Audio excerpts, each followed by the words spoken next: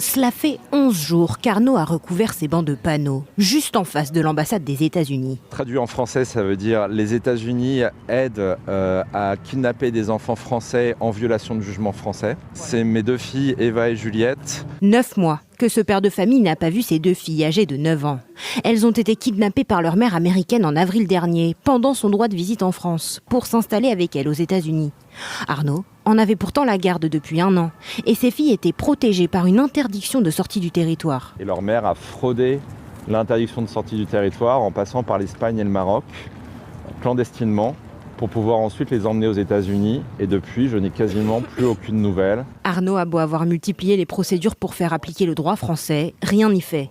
Désespéré, il a entamé une grève de la faim. Les États-Unis, pour l'instant, prennent vraiment la position de faire la langue de bois et de refuser de répondre sur le fond. C'est-à-dire que quand la France leur demande « mais comment est-ce que les enfants ont pu rentrer aux États-Unis ?»